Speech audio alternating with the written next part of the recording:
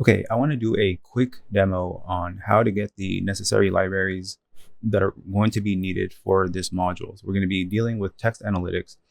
Now, if you see right here, my code cell, this very first one, we do have some libraries that we're familiar with, and they are already pre-installed. They're provided with us, provided for us on Anaconda.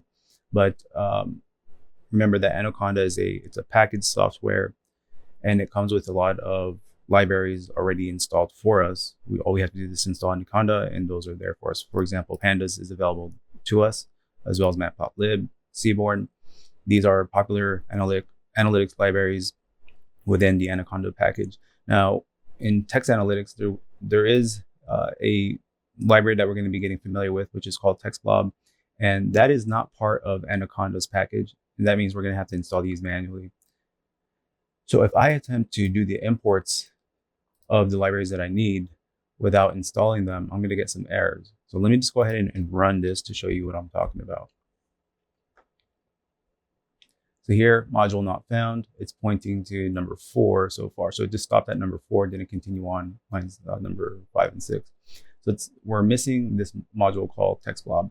And to get that installed on our computer, we can do this within Jupyter Notebook, or we can do this within the prompt manager on Anaconda. So for example, I'll go to Anaconda and I'll go to apps. Let's see if I spell this right though. Anaconda prompts, right, is another application where we can do the installations of other libraries, but I'm just going to do this within Jupyter Notebook, and I'm going to be putting in this code right here. So I already have this provided. I'm just going to run it. So it's an ! pip install TextBlob. So let me just go ahead and execute that. You see this asterisk is letting us know it's processing. And then eventually that will disappear and let me know that it's been completed. So here, it went ahead, downloaded it, installed it, and well, we're good to go here. So successfully installed. Now, if I go back and try to run this, I shouldn't get that module not found for TextBlob, but now it's saying that it's pointing to line number 5. WordCloud is not available, and that's something I'm going to also install. So I have that pip install right here. Now I'm just going to go ahead and run that. All right, so now it has been successfully installed. Let me go back, and now I'm just going to rerun the libraries. All right, it executed, everything's fine. Good. Now there are going to be other tools within WordCloud and TextBlob that we're going to be making use of. And I do have this code line right here that I didn't execute. So this is going to be something that I need. So I'm going to go ahead and just execute that. All right, and eventually it will just say finished. There's another one down here.